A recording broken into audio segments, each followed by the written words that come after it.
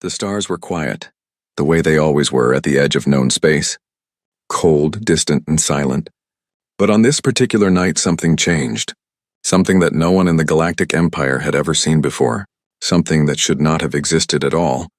Admiral Vorn sat in his command chair aboard the Imperial flagship Eternal Dominion. He was a tall alien, with gray skin and 4 small black eyes that never missed anything. He had served the Galactic Empire for 60 years. He had won 32 battles. He had crushed rebellions on 7 planets. Nothing had ever scared him until tonight. "Admiral," said a young officer from across the bridge, his voice shaking just a little. "We are picking up a signal." Vorn did not look up from his data screen. "What kind of signal?" he said flatly. The young officer swallowed hard. "We don't know." "Sir," now Vorn looked up. "In 60 years, his crew had always known what kind of signal they were reading. Ion drives, warp signatures, subspace radio, distress beacons. There was always an answer, always. "Show me," Vorn said. The main screen at the front of the bridge flickered on. What it showed made every single person in that room go completely still. There was something moving through space. Something large. It was not moving the way ships moved. Ships left trails, energy signatures, heat. This thing left nothing. It moved through space the way a shadow moves across a wall. Silent, clean, and impossibly fast. "How fast is it moving?" Vorn asked. His science officer, a small alien named Grex, looked up from his panel with wide eyes. "Faster than anything we have in our records." "Admiral, faster than our fastest ship." "Yes." "Sir, by a factor of 9, Vorn stared at the screen. "A factor of 9. Their fastest warship could cross the galaxy in 40 days.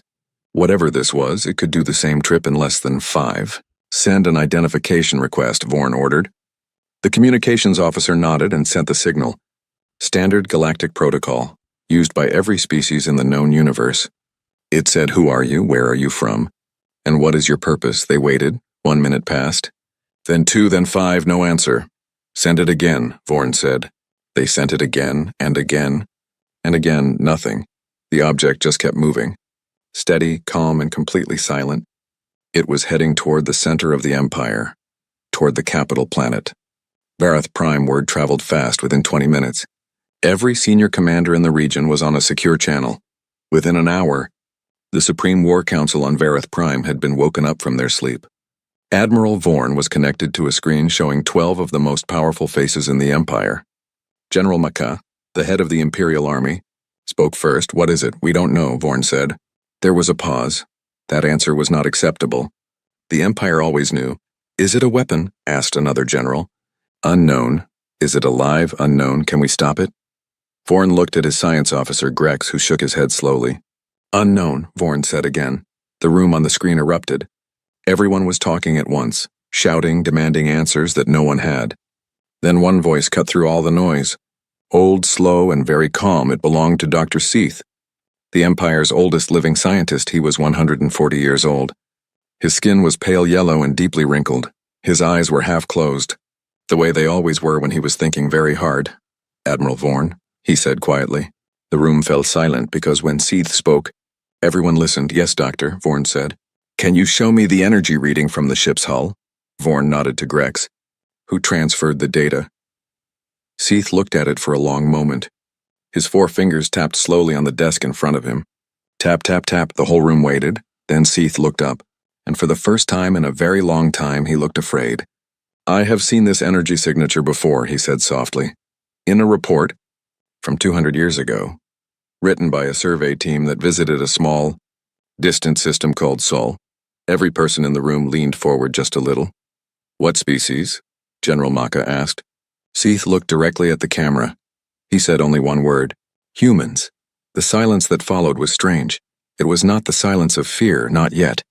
It was the silence of people trying to remember something half forgotten. Humans, most of the generals had heard of them. In the same way you hear about a small animal in a distant jungle, something unimportant, something far away. 200 years ago, humans had been discovered. They were living on a single planet, building machines out of metal and rock. They had no faster-than-light travel. They had no energy weapons. They barely had spaceflight. The Empire's survey team had looked at them the way a grown adult looks at a child playing with sticks. Interesting, but not important. The report had been filed and forgotten. General Maka laughed. It was a short, hard laugh. "Humans," he said. "Humans don't have this kind of technology, old man. They were primitives, They were primitives 200 years ago, Seath said quietly. Maka opened his mouth, then closed it again. 200 years. The thought moved slowly through the room like a cold wind. 200 years was a long time. In 200 years, the Empire itself had changed greatly. What could a species do in 200 years if they worked very, very hard? What could they build if no one was watching? It doesn't matter who they are, said another general, a wide-shouldered alien named Drax. One ship cannot threaten the Empire. Send a fleet, stop it, and bring it in for examination. Several others nodded. That was the logical response. That was the Imperial response. You see something unknown. You stop it, you take it, you study it. The Empire had done this 100 times before, Admiral Vorn, General Drax said. How many warships do you have in the region? 42. Sir, send them all. Vorn gave the order. 42 of the Empire's finest warships turned and moved toward the unknown object. Their weapons were charged, their shields were at full power. These were not small ships. Each one was longer than a city. Each one carried enough weapons to destroy a small moon. Together, 42 of them could crack a planet in half. Vorn watched on his screen as his fleet moved into position, forming a wide circle around the unknown ship. It still hadn't slowed down. It still hadn't responded to any signals. It just kept moving, steady and calm, like something that had no reason to be afraid. All ships are in position, Admiral, said the fleet coordinator. Order them to stop the target, Vorn said. The message was broadcast to the unknown ship on every possible channel. You are surrounded by Imperial forces. Stop immediately or we will open fire. They waited 10 seconds. 20, 30, the unknown ship slowed. Just a little. Vorn sat up straighter. It hurt us, someone said. Then the ship stopped completely. It just hung there in space, surrounded by 42 Imperial warships. Still silent, still sending no signals, but it had stopped. Good, General Drax said from the screen, looking satisfied. Now bring it in. The fleet began to move closer. Slowly, carefully, Vorn watched the screen with all four of his eyes. Something felt wrong. He had been in enough battles to know when something was wrong. He couldn't explain it, it was just a feeling. The kind of feeling that had saved his life many times. Hold position, he said quietly. Admiral, Drax said sharply. I said bring it in. Something is wrong, Vorn said. You are imagining things, Drax said. It's one ship and we have 42. Move forward. Vorn stared at the unknown ship on his screen. It was strange looking, very different from anything the Empire built. The hull was dark, almost black, but it seemed to absorb the light around it rather than reflect it. Its shape was sharp and angular, like a weapon designed to cut through space itself. And there were markings on the hull, symbols painted in white. Grex zoomed in on them, letters, not Imperial letters. Not any alien writing Vorn had ever seen. Simple, straight lines forming words. Can we translate that? Vorn asked. Grex worked quietly for a moment. It's an old Earth language, sir, Grex said slowly. I have a partial database from the original survey. What does it say? Grex read it out loud. Carefully, USS Reckoning, USS Reckoning. Vorn didn't know what those letters meant. But the word at the end, reckoning, that was translatable. It meant the moment when past actions must be answered for. The feeling of wrongness in Vorn's chest got much stronger. Hold position, he said again, louder this time. Admiral Vorn? Drax's voice was sharp and angry now. I am giving you a direct order. Move your fleet forward and capture that vessel. Now Vorn closed his eyes for just 1 second. Then he opened them and gave the order. The fleet moved forward. They got within 300 kilometers of the human ship. Then something happened. Every screen on every Imperial ship went dark for exactly 2 seconds. Then they came back on. But now there was something new on every screen. A face, a human face. Vorn had never seen a human in person. He had only seen the old drawings from the survey report 200 years ago. This human was male, he could tell that much. He looked middle-aged, with short dark hair and a face that had clearly seen hard things. He was wearing a dark uniform, very simple, no decorations, no medals. Just a small symbol on his chest that Vorn didn't recognize. The human looked directly at the camera. His eyes were dark brown. His face was completely calm, not nervous. Not excited, not angry, just calm. The way someone looks when they have been waiting for something for a very long time, and the wait is finally over. He said nothing for a moment, he just looked at every single Imperial ship around him, all 42 of them one by one, like he was counting them, or like he found them unimpressive. Then he spoke, his voice was low and steady. My name is Commander Eli Cole, he said. I'm speaking on behalf of the United Human Commonwealth. We have traveled a long way to be here today. He paused. We have some things we need to discuss. Nobody on the bridge of the Eternal Dominion said a single word. Not one person moved. Even General Drax, who had been angry and impatient 5 minutes ago, was completely silent. They all just stared at this human on their screens. This one human in one ship surrounded by 42 warships, talking calmly like he was here for a meeting. Then Commander Cole did something unexpected. He looked directly at the camera, almost like he knew exactly which screen Vorn was watching from, and he said very quietly, "Before we talk, Admiral, I want you to check something. Check your long-range sensors. Look behind my ship." Vorn looked at Grex. Grex's fingers were already moving. The long-range sensors were slow. They took a moment to load. The screen filled with data. Grex stared at it. His face changed. The color drained out of it completely. He turned to Vorn, and Vorn had never, in 60 years, seen his science officer look like that, Admiral. Grex whispered. "There is something behind the human ship." "How far back?" Vorn said. 2 light minutes. What is it?" Grex swallowed. "Ships, sir." "How many?" Grex looked at his screen again. Then he looked back at Vorn. "I am still counting," he said on the screen. Commander Cole was still watching them, still calm, still patient, and for the first time in 60 years, Admiral Vorn felt something he had almost forgotten. Fear, real fear. The kind that starts in your chest and moves slowly through your whole body.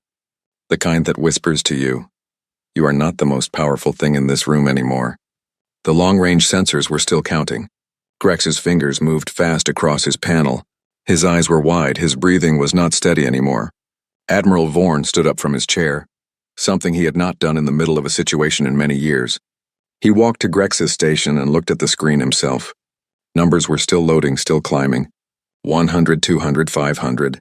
"Grex," Vorn said quietly, "stop counting and give me a number." Grex looked up. "Sir, the sensors are showing over 1,000 ships." 1,000, Vorn repeated. Not a question, just the word, said slowly, like he needed to hear it out loud to believe it. "Yes, sir," Grex said. "And they are all the same design as the ship in front of us." Vorn looked back at the main screen. Commander Cole was still there, still watching, still calm, still patient, like a man who had already won and was simply waiting for the other side to understand it. On Vareth Prime, the War Council had seen the same sensor data. The room that had been loud and full of confident voices 20 minutes ago was now completely silent. General Drax, who had ordered the fleet forward with such certainty, was sitting very still. His large hands were flat on the table in front of him. He was staring at nothing. General Maka, who had laughed at the mention of humans just an hour ago, was not laughing now. Nobody was laughing. Dr. Seath sat in the corner of the room with his eyes closed. His expression was not one of surprise, it was something worse. It was the expression of a man who had expected this, who had perhaps feared it for a very long time. 1,000 ships, General Maka said at last. His voice was flat and strange. "How is that possible?" Nobody answered because nobody knew, or perhaps because the answer was too uncomfortable. The answer was 200 years. 200 years of working quietly. 200 years of building while no one was watching. 200 years of a species that the Empire had dismissed as primitive deciding, very calmly, to become something else entirely. On the Eternal Dominion, Commander Cole was still waiting. He had not spoken again after his first message. He seemed in no hurry. That was perhaps the strangest part, one ship, surrounded by 42 Imperial warships with 1,000 more waiting behind it. And the man on the screen looked like he was waiting for a morning meeting to begin. Vorn walked back to his command chair and sat down slowly. He thought about his options. He could order his fleet to open fire, but on what? On one ship, while 1,000 more waited behind it. He could retreat, but retreating from one ship in front of the entire War Council was not something an Imperial Admiral did. He could wait, and so he waited. After exactly 7 minutes of silence, Cole spoke again. "Admiral Vorn," he said. Vorn straightened in his chair. "I know you're looking at our fleet," Cole continued. "I know what your sensors are showing you. I am not here to frighten you. Though I understand if you are frightened." His voice was not mocking. It was honest, almost gentle. "I am here to talk," Cole said. "Just talk. Will you allow that?" Vorn looked at the War Council screen. General Drax gave a very small nod. "We will talk," Vorn said. Cole nodded once. "Thank you." He reached off screen for a moment and then placed something on the desk in front of him. It was a small data device, old-looking, the kind that stored recordings. "I want to show you something first," Cole said. "Before anything else is said, I want to make sure we are all looking at the same truth." He pressed a button on the device. The screens on every Imperial ship changed. What appeared was a recording old. The image quality was not perfect. Slightly blurred at the edges, it showed space. And in that space, a small planet, green and blue, with white clouds, beautiful and quiet, below the planet's surface. The recording showed small structures, homes, farms, roads made of dirt and stone, simple things, and people moving between them, humans, small and fragile looking, going about their daily lives. Children playing near buildings, adults working in fields, old people sitting outside in the sunlight. It looked peaceful, it looked happy. Then the recording changed. Imperial ships appeared in the sky above the planet. Big ones, warships. The humans on the ground stopped what they were doing and looked up. Some of them ran, some of them just stood and stared. They had no weapons, no shields, no way to fight back. They were just people, living on their small planet at the edge of space. What happened next made the bridge of the Eternal Dominion go completely silent. The Imperial ships opened fire, not warning shots, not targeted strikes on military locations. Everything full power. The planet below lit up like it was on fire. The recording lasted 4 more minutes. 4 minutes of a small green and blue planet being destroyed from above by Imperial warships. When it ended, the screen was dark again and Cole was back, still calm. But his eyes were different now. Something in them was very old and very heavy. "That was the colony of New Carthage," Cole said quietly. "One of our first colonies outside our home system. 4,000. 211 people lived there. Farmers, doctors, teachers, children. The youngest person on that planet was 3 years old." He paused. "Your empire destroyed that colony. 203 years ago. The official Imperial record called it a navigational error. Mistake, the wrong coordinates," he looked directly at the camera. "There were no wrong coordinates," he said. "Your ships were there for 11 hours before they fired. Our people tried to communicate with them. They were ignored, and then they were killed. Nobody on the Eternal Dominion moved." Vorn felt something he could not name sitting in his chest. Heavy and cold, he had served the Empire his whole life. He had believed in the Empire his whole life. He had never heard of New Carthage. He had never been told this story. In 60 years, no one had ever mentioned it. On Varath Prime, the War Council was very still. General Maka's face had gone a color that for his species meant deep shame. General Drax was looking at the table. Dr. Seath had opened his eyes. He was watching the screen with an expression that was tired and sad, like someone watching a fire they had warned others about. A fire no one had believed would come, Cole continued. "We found the recording 14 years after it happened. One of your survey ships had recorded the whole event, and the data was lost in a routine archive transfer. A human hacker found it by accident. When our government saw it, they wanted to go to war immediately. They were angry, as you can imagine. But our leaders at the time made a different decision." He looked down for a moment. Then back up. "They said, we are not ready. We are too small, too weak, too slow. If we go to war now, we lose everything. We lose our planet, our people, our future. So instead, they made a different choice." He paused. "They decided to wait, and while they waited, they built." The word built hung in the air of the bridge like smoke. Vorn understood now. He understood what 200 years of quiet, focused, angry, determined building looked like. It looked like 1,000 warships sitting 2 light minutes behind a single scout vessel. It looked like technology that made Imperial sensors confused. It looked like a hull that absorbed light instead of reflecting it. It looked like a man sitting calmly in the middle of 42 enemy warships. Completely unafraid, for 200 years, Cole said. We told ourselves we were being patient, and we were, but we were also afraid. Afraid that when the time came we would not be enough. Afraid that we had waited too long, or not long enough. Afraid of what it would mean to finally come here and say what we needed to say. His voice was steady, but there was something real underneath it. Something human. "We are not afraid anymore," he said. General Drax finally spoke from the War Council screen. His voice was controlled but tight. "What do you want?" "Commander Cole." Cole looked at him. "That is a good question, General. And I want to give you an honest answer. We do not want your empire. We do not want your planets or your resources or your territory. We are not here to conquer."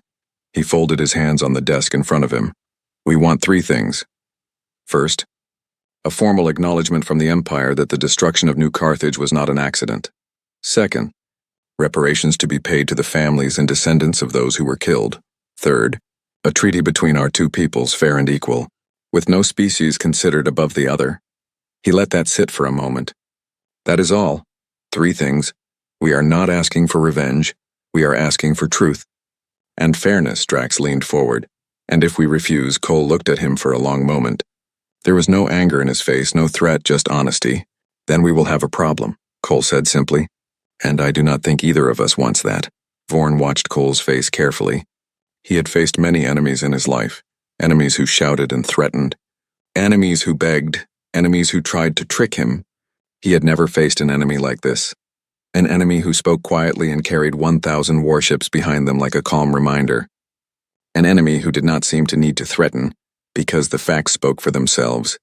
I need to consult with the War Council, Vorn said. Of course, Cole said. Take all the time you need. We have been waiting 200 years. A few more hours will not matter to us. Vorn cut the visual connection and turned to his crew. Everyone was looking at him, waiting. He could see it on their faces. The same questions he was asking himself. What do we do? What can we do? 42 ships against 1,000, and not just any ships. Ships that had crossed the galaxy 9 times faster than their best vessel. Ships built by a species that had spent 200 years doing nothing but preparing for this exact moment. He opened the private channel to Vareth Prime. The War Council was waiting, Admiral Vorn, General Maka said. Your assessment, Vorn took a breath. We cannot fight them, he said. The words cost him something, he could feel it. 60 years of pride and certainty leaving his body like air from a punctured ship. We do not know the full capabilities of their technology. We do not know if the ships behind their scout vessel are all they have. We do not know if there are more coming. What we do know is that one of their ships crossed the galaxy in a fraction of the time our fastest ship can manage. And they have 1,000 of those ships. To our 42, he paused. I recommend we talk. The room on Vareth Prime was quiet. General Drax, who had ordered the fleet forward with such confidence, said nothing. General Maka looked at his hands. It was Dr. Seath who spoke. I agree with Admiral Vorn, the old scientist said. And I will say something else. Everyone waited. Read Cole's demands again, Seath said. Truth, reparations, and a fair treaty. That is what a reasonable and restrained people asks for. Not conquest, not revenge, not domination. They want acknowledgement. They want to be seen. He looked around the room.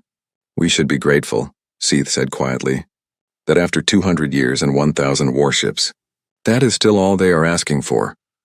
Vorn reconnected to Cole's channel. Cole was sitting exactly as he had been. He had not moved. He had not shown any impatience. Commander Cole, Vorn said. Yes, Admiral.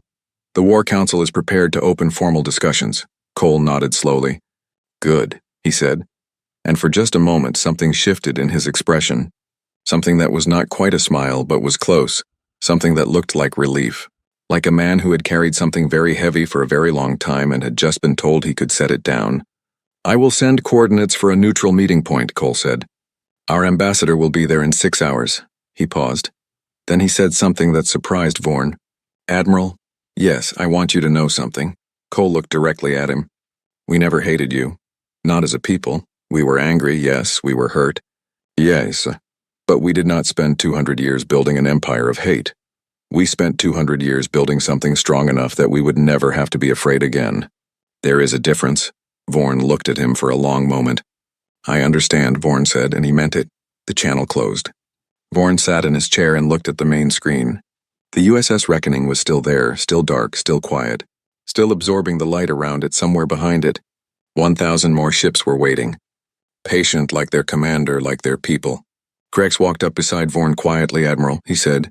What do you think will happen? Vorn looked at the human ship for a long moment. I think, he said slowly, that we are about to learn what it feels like to be the smaller species in the room. He paused. I think we should pay attention. Because something tells me humans are very good teachers. 6 light hours away, on the bridge of the USS Reckoning. Commander Cole stood up from his chair. He walked to the window. The stars outside were the same stars he had looked at his whole life. The same stars his parents had pointed at when he was a child and told him, out there, somewhere, is the place that must answer for what it did. He put one hand flat against the cold glass. "We made it," he said quietly. Not to anyone in particular, just to the stars. Just to the 4,211 people who never got to see this day. Then he straightened his uniform, turned around and walked back to his chair. There was still a great deal of work to do. The meeting was supposed to happen in 6 hours. A neutral point in space, 2 sides, 1 table, and a chance to change everything, but the Empire could not wait. And that was their biggest mistake. General Drax did not sleep that night. He sat in his private office on Varath Prime and stared at the wall. The wall had maps on it, maps of every territory the Empire controlled. Thousands of planets, hundreds of systems, stretching across half the known galaxy. He had spent his whole life protecting those maps, growing them, adding to them. He had never once looked at them and felt afraid until tonight. The problem was not the human ships, not exactly. The problem was what the human ships meant. It meant that somewhere out there, a species the Empire had forgotten about had been watching, waiting, growing stronger in the dark, and nobody had known, nobody had seen it coming. If it had happened once, it could happen again. What other species were out there, quietly building, quietly waiting? What other mistakes had the Empire made that it had not yet been forced to face? Drax did not like these thoughts. He pushed them away and replaced them with something simpler, something he understood better: action. He opened a private channel to Admiral Vorn. Vorn appeared on screen looking tired. He had clearly not slept either, Admiral, Drax said. "General," Vorn replied carefully. Something in Vorn's voice said he already knew this call was not going to be good. "I have been thinking about our situation," Drax said. "As have I," Vorn said. "The humans are expecting a meeting in 6 hours. Yes, they will come to that meeting feeling confident. They have 1,000 ships, and we have 42, they believe. They have already won," Vorn said, nothing, waiting. "What if we change that?" Drax said. Vorn was quiet for a long moment. "General, what are you suggesting?" Drax leaned forward. "I have already contacted the 2nd and 3rd Imperial fleets. Combined, they have 460 warships. They can be here in 3 hours before the meeting." Vorn stared at him. And then we remind the humans that 1,000 ships sounds impressive," Drax said, "until the other side has 460 of the most powerful warships ever built. We show them that the Empire is not afraid. We renegotiate from a position of strength, not weakness." Vorn looked at the general for a long time. He thought about Cole's face, that calm, patient face. He thought about the USS Reckoning sitting alone in the middle of 42 Imperial warships and not showing a single sign of fear. He thought about 1,000 ships waiting quietly behind it. "General," Vorn said slowly, "I do not think this is wise." "I did not ask for your opinion on wisdom," Drax said. "I am asking if your fleet is ready." Another long pause. "My fleet is always ready," Vorn said. "Good," Drax said, and closed the channel. 3 hours later, the 2nd and 3rd Imperial fleets arrived, 460 warships. Each one massive, powerful, bristling with weapons. They moved into position around the human fleet, or rather, around the one human ship that was visible, because the USS Reckoning was still the only human vessel close enough to see. The 1,000 ships behind it were still sitting 2 light minutes away, waiting on the bridge of the Eternal Dominion. Vorn watched his screen. The combined fleet was an impressive sight. Even he had to admit that 460 Imperial warships in formation was something that had made entire civilizations surrender without a fight. But Cole's ship still hadn't moved, still hadn't reacted, still hadn't done anything at all. It just sat there, that small, dark, angular ship, surrounded now by 460 enemies instead of 42, and it looked exactly as calm as it had before. Drax opened a channel to Cole himself this time. Cole appeared on screen. He looked at Drax, then his eyes moved just slightly, to the sensor readouts visible at the edge of the frame. He had clearly already seen the new fleet. "General Drax," Cole said. "Commander Cole," Drax said, his voice firm and confident now. "I wanted to speak with you before our meeting." "Of course," Cole said. "I wanted you to see something first," Drax said. He sent Cole the sensor image of the combined Imperial fleet, 460 ships in perfect formation. Cole looked at it. He looked at it for exactly 3 seconds. Then he looked back at Drax. "I see," Cole said. "We now have 460 warships surrounding your position," Drax said. "Yes," Cole said. "I wanted you to understand," Drax continued, "that the Empire negotiates as equals, not from a position of weakness. We are willing to talk. But we will not be pressured. Cole was quiet for a moment. Then he said something that Drax had not expected. General, can I ask you a question? Drax paused, then nodded. When you look at your 460 ships, Cole said. What do you feel? Drax frowned slightly. Strength, he said. Cole nodded slowly. I understand that feeling, he said. I have felt it too. He paused. Can I show you something? Before Drax could answer, Cole reached off screen and pressed something. The sensor screens on every Imperial ship updated at the same time. Vorn saw it first because he was already watching his sensors closely. He stood up from his chair behind the USS Reckoning. The 1,000 human ships that had been sitting 2 light minutes away were moving, not toward the Imperial fleet. Not in an aggressive formation, they were simply moving closer, spreading out into a wide, calm circle, around the entire Imperial fleet. All 460 ships when they finished moving. The Imperial fleet was completely surrounded. Not outnumbered 2 to 1, not 3 to 1. The human ships had arranged themselves so that each Imperial warship had more than 2 human ships directly facing it. From every angle, in every direction, the bridge of the Eternal Dominion was absolutely silent. Not the silence of people thinking. The silence of people who had just understood something they could not unfeel. Admiral, Grex said very quietly. I know, Vorn said. He didn't need Grex to finish the sentence. He already knew what the numbers looked like. They were surrounded completely perfectly, and the human ships had done it so smoothly, so quietly, so calmly, that it had taken less than 4 minutes. On the War Council screen, nobody was speaking. General Drax was staring at the sensor readout. His face was very still, the kind of still that comes not from calm but from a person who is working very hard, not to show what they are actually feeling. Cole's voice came through the channel again. General Drax, he said. Drax looked at the screen.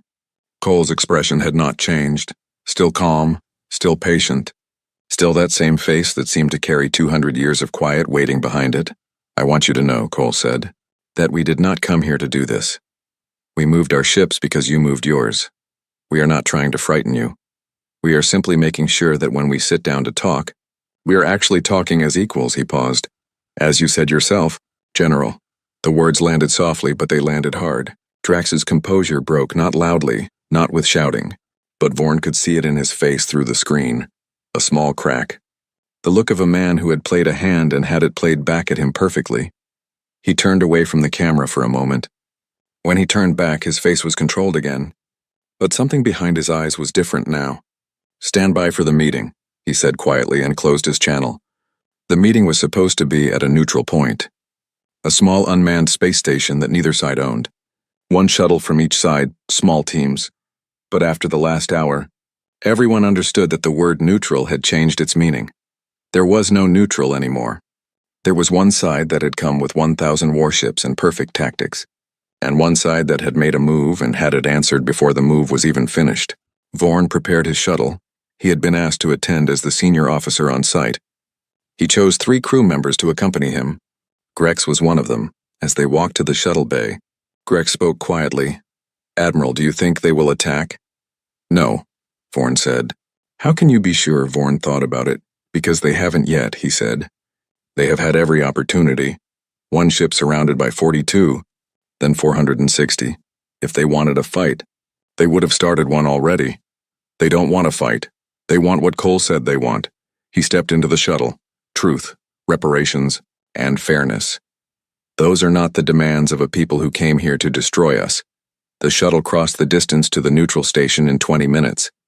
When Vorn stepped inside, the human delegation was already there. Cole was standing near the table. He was taller than Vorn had expected, broad-shouldered, with that same dark uniform and the small symbol on his chest. Up close, Vorn could see that his face had lines in it. Not just age lines, the kind that come from carrying responsibility for a long time. Cole looked at Vorn and extended his hand. Vorn knew the human gesture. He had read about it in the old survey files. He reached out and shook it. Cole's grip was firm but not aggressive. Admiral Vorn, Cole said. Commander Cole, Vorn replied. They sat down. The meeting lasted 4 hours. Vorn would not remember every word that was said, but he would remember the feeling of it. The way Cole spoke, direct, clear, no extra words, no tricks. The human ambassador who accompanied Cole, a small older woman named Dr. Yara Solano, placed documents on the table one by one. Evidence of New Carthage, names of the dead, records of the Imperial ships that had been there, names of the commanders who had given the orders, all of it documented, verified, impossible to deny. At one point, Vorn asked a question that had been sitting in his mind since the beginning. "Commander Cole," he said, "you said your people decided not to fight 200 years ago because you were not ready." "Yes," Cole said. "How did you maintain that decision?" Vorn asked. "For 200 years. How did you keep an entire civilization focused on waiting?" "It must have been very difficult." Cole was quiet for a moment. Then he said something that Vorn remembered for the rest of his life. "Every generation we told the story of New Carthage," Cole said. "Not as a story of hate, but as a story of what happens when a people is seen as less than what they are. We told our children, this happened because we were weak, and they were not afraid of us, and we told them, the answer is not to make them afraid. The answer is to become something that cannot be ignored, something that must be treated as an equal, because we deserve to be," he looked at Vorn. "That is what kept us going. Not anger, not hate, dignity." After the meeting ended and both sides had agreed to continue formal discussions, Vorn walked back to his shuttle. Cole walked with him to the door of the station. They stood there for a moment. Outside the small round window, space was full of ships. "Imperial ships and human ships side by side, Admiral," Cole said. "Yes, I want to ask you something personally." Vorn looked at him. "Do you think your empire will actually do what is right?" It was a direct question, the kind that deserved a direct answer. Vorn thought carefully. "I do not know," he said honestly. "The empire has many voices. Some of them will resist, some of them will argue and delay." Cole nodded like he had expected that answer. "We have patience," Cole said. "We have shown that, but Admiral, I want you to understand something." He looked out the window at the ships. "We did not come this far and build this much to be patient forever. We want peace, but we are fully prepared for the alternative." The words were quiet. There was no threat in his voice, just simple, honest truth. The kind that sits in a room long after the person who said it has left. Vorn nodded slowly. "I will make sure the right people hear that," he said. Cole looked at him, and for just a moment, something passed between them, not friendship, not yet, but something close to respect.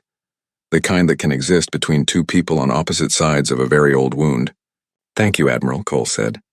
Vorn stepped into his shuttle, but back on Vareth Prime, not everyone felt the same way. General Drax had been watching the meeting through a secure feed. He had sat in silence through all 4 hours of it. Documents, names, dates, evidence. With each new piece, something had been building inside him, not guilt, not shame. Something harder and colder than that. Pride, wounded pride. The kind that cannot accept being outmaneuvered, cannot accept being surrounded, cannot accept sitting in a room watching an admiral shake hands with a human. When the feed ended, Drax stood up. He walked to his private communications terminal. He opened a channel not to the War Council, not to Admiral Vorn, but to a small group of commanders. Men and women who thought the way he did. Men and women who believed the Empire should never bow, never adjust, never admit. "The meeting is over," he said to them quietly. "But this is not." He looked at each of their faces on screen. "The humans have 1,000 ships in our space right now, Commander. Cole believes we are going to negotiate. He believes we are going to sign documents and pay reparations, and call it peace." His voice dropped very low. "We are going to let him believe that, and then we are going to remind the galaxy what it means to threaten the Empire." On the bridge of the Eternal Dominion, Vorn had just returned from the shuttle bay. He sat in his command chair and let out a long, slow breath. Grex approached him. "How was it, Admiral?" "Difficult," Vorn said. "And necessary," he paused. "Send a message to Vareth Prime. Tell them we need full War Council approval of the discussion terms within 48 hours. "Yes, sir." Grex turned to go. Then Vorn said something else. "Grex, sir, keep watching all channels. Internal Imperial channels too." Grex looked at him. That was an unusual order. Watching internal channels meant watching their own people. "Is there something specific you are looking for?" Grex asked. Vorn looked at the main screen. The human ships were still out there. "Patient still waiting, stupidity," Vorn said quietly. "Sir, I am looking for stupidity," Vorn said, "because I have a feeling it is coming.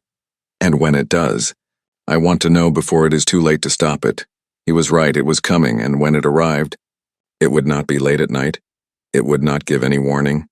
It would come fast and certain and confident, the way disasters always do. From the people who believe they cannot possibly be wrong, it started at 3 in the morning. Station time. When most of the galaxy was asleep, when the stars were at their quietest, when even the most alert sensor operator might blink just a little too slowly. General Drax had chosen the time carefully. He had chosen everything carefully, or so he believed. Vorn was asleep in his quarters when Grex woke him, not with a knock, with an alarm. The kind that only sounded when something was already happening. Vorn was out of his bed and moving before he was fully awake. His body knew what to do even when his mind was still catching up. He reached the bridge in 40 seconds. Report, he said. Grex was already at his station. His face tight and pale. Admiral, 6 Imperial warships from the 3rd Fleet have broken formation. They are moving toward the human fleet. Weapons hot. Vorn stopped. Who authorized that? No one on record. Sir, General Drax's private command code was used to release them from formation. But there is no official War Council order. Vorn looked at the screen. 6 Imperial ships, moving fast, heading directly toward the nearest human vessels. 6 ships against 1,000. He closed his eyes for exactly 1 second. Get me Drax, he said. He is not responding to channel requests, sir. Of course he was not. Vorn watched the 6 ships accelerate. He could stop them. He had the authority as senior admiral on site. He opened a fleet-wide channel. All Imperial vessels. This is Admiral Vorn. Hold your positions. Do not engage, I repeat. Do not engage. 5 of the 6 ships slowed. 1 did not. 1 kept going full speed. Weapons charging. The IWS Conqueror, commanded by a young captain named Reth who believed in Drax the way young soldiers believe in generals who tell them what they want to hear. Vorn opened a direct channel to the Conqueror, Captain Reth. Stand down immediately. Reth's face appeared on screen. Young, determined, jaw set. With respect, Admiral. I have my orders. Your orders are not authorized, Vorn said. They came from General Drax. They did not come from the War Council. Stand down. Captain? Reth looked at him for a moment. Something moved across his face. Doubt maybe, or the beginning of it. But he was moving too fast and had gone too far, and the doubt came just a little too late. I cannot, Admiral, he said, and closed the channel. The IWS Conqueror opened fire. Everything it had. Missiles, energy beams, plasma cannons, the full weapons array of one of the Empire's finest warships, all of it directed at the nearest human ship. The nearest human ship was 3 times the size of the Conqueror. Dark hull, angular shape, completely still. The weapons hit it. All of them, direct hits, every single one. The explosion of light and energy was enormous. For just a moment, it was impossible to see anything through the light. On the bridge of the Eternal Dominion, everyone held their breath. The light faded, the sensors cleared. Vorn looked at the screen. The human ship was still there. Not damaged, not moving, not reacting. It looked exactly the same as it had before, as if nothing had happened. As if the full weapons fire of an Imperial warship had been nothing more than a light rain on a summer afternoon. Nobody on the bridge spoke. The IWS Conqueror had stopped moving. Even Captain Reth, it seemed, had not expected that. The silence on every Imperial channel was total. Then Cole's voice came through, calm as always, steady as always. But with something underneath it now, something that had not been there before. Not anger, something colder than anger. Something more certain, Admiral Vorn, Cole said. Commander Cole, Vorn said immediately. That action was unauthorized. I want you to know. I know, Cole said quietly. I know it was unauthorized. I know who gave the order and why. I know everything that happened in the last 6 hours on your side. He paused. And that pause was heavy. We have been listening to your communications for the past 18 hours. All of them. Another pause. We know about General Drax. We know about his private group. We know what he was planning. We chose to let it happen. Vorn stared at the screen. You chose to let it happen. Yes, why Cole looked at him directly. Because we needed the Empire to see something, he said. We needed every ship out there, every commander, every sensor operator, every person watching from Varath Prime to see one thing with their own eyes. Not hear about it. Not read a report. See it. He let that sit for a moment. Now they have seen it, and they had. Every Imperial ship in the region had watched the full weapons fire of the IWS Conqueror hit a human vessel and do nothing. Not scratch it, not dent it, not even make it move. The Conqueror was now sitting completely still in space. Its weapons were empty, its crew was silent, and the human ship it had fired on was already turning away, slowly, calmly, like a large animal that had felt a small insect land on it, and had simply decided it was not worth its attention. On Vareth Prime, the War Council chamber was very quiet. General Drax was standing in the middle of the room. 2 Imperial security officers were standing on either side of him. Someone had finally traced the unauthorized command codes. It had not taken long. General Maka looked at Drax across the table. "You have placed the entire Empire in danger," Maka said. His voice was not loud. That was worse somehow when Maka shouted. It meant he was frustrated when he was quiet. It meant something was already decided. "I was protecting the Empire," Drax said. "You were protecting your pride," Maka said. "There is a difference." Drax opened his mouth, then closed it. He looked at the screen showing the sensor feed from Vorn's flagship. 1,000 human ships, completely surrounding 460 Imperial warships. The IWS Conqueror sitting alone with empty weapons and nowhere to go. And the human ship it had fired on, already back in formation. Not even a mark on its hull. Drax looked at all of this. And for the first time in his long career, he had absolutely nothing to say. Cole opened a channel to the full Imperial fleet. Every ship received it at the same time. Every screen showed his face. He did not look triumphant, he did not look angry. He looked like a man delivering a message he had prepared a long time ago and hoped he would never have to give. "People of the Galactic Empire," he said. "What you just saw was not a demonstration that we planned.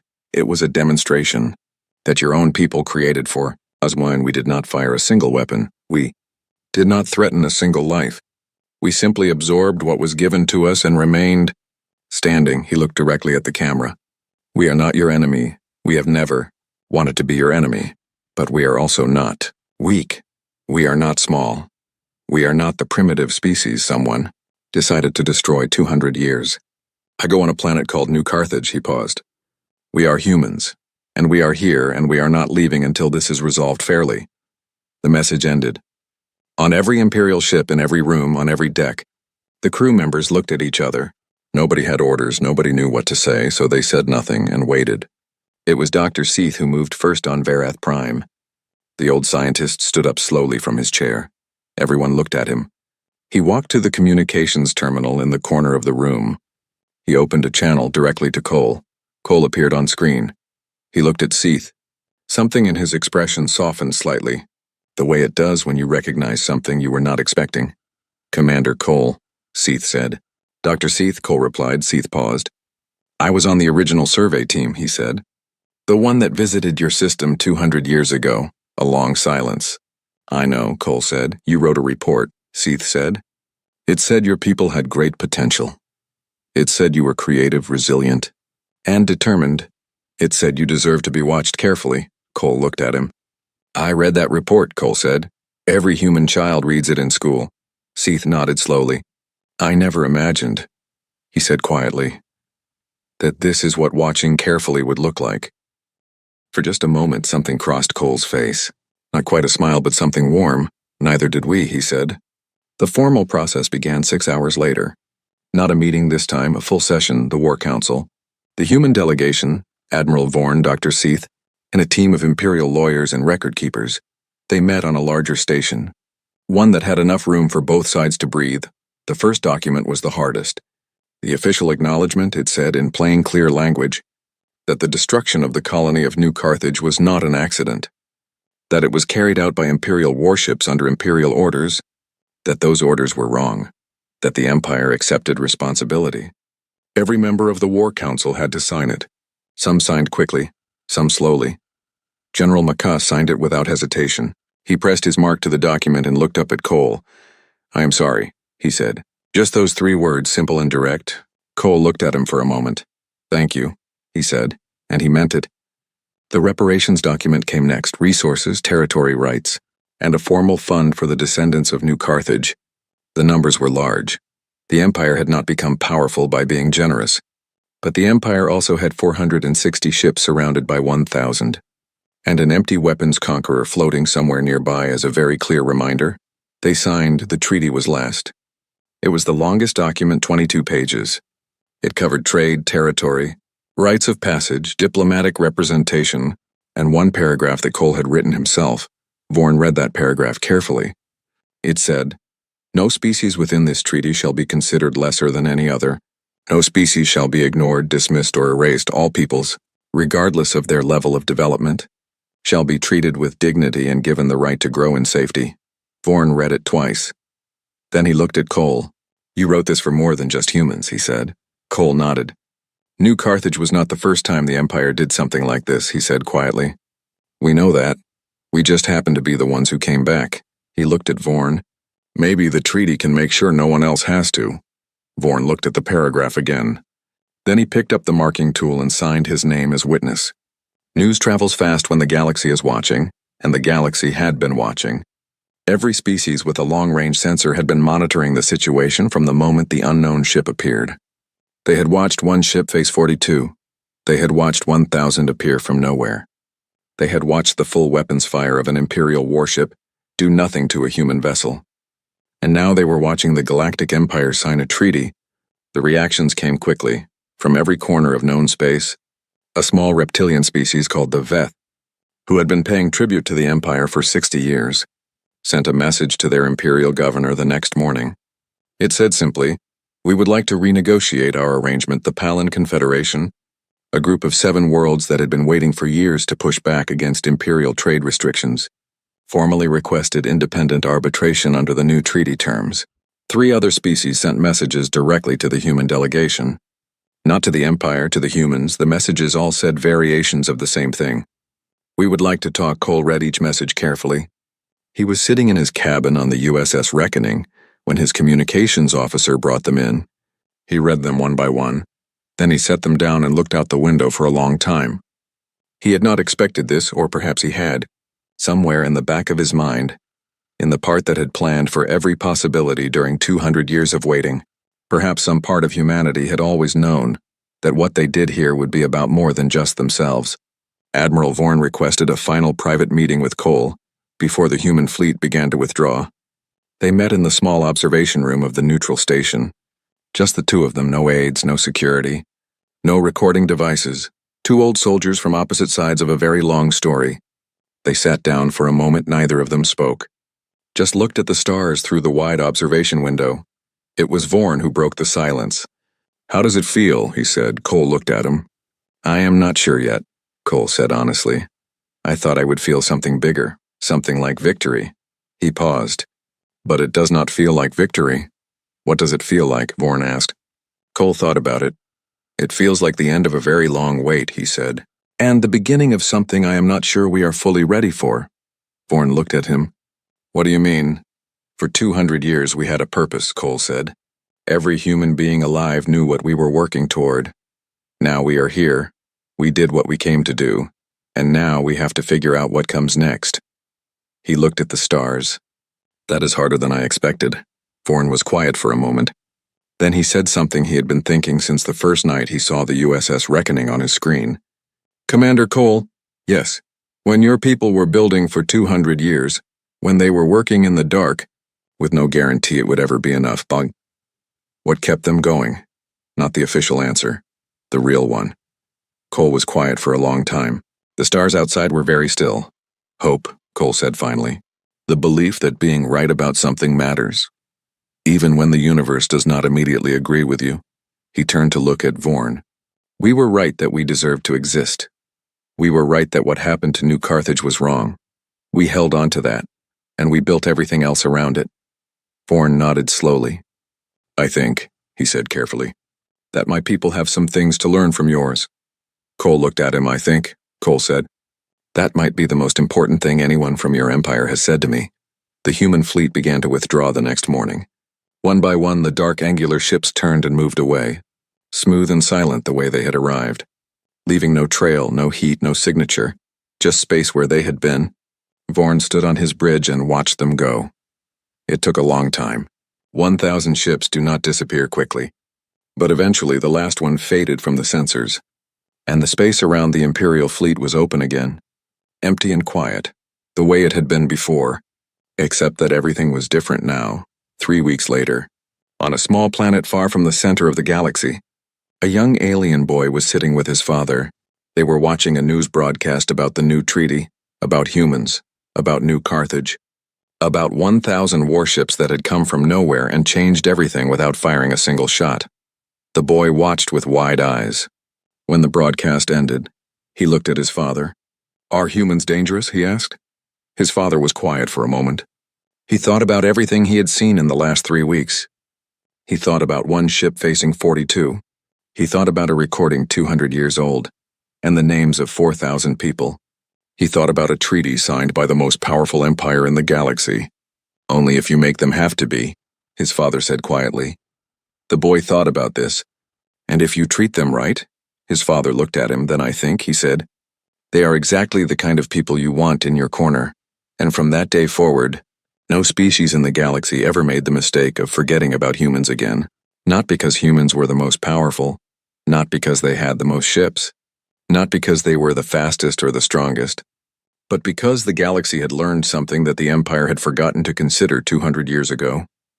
When you dismiss a people and leave them alone long enough, when you give them enough time and enough reason, they do not disappear, they do not forget, they do not give up.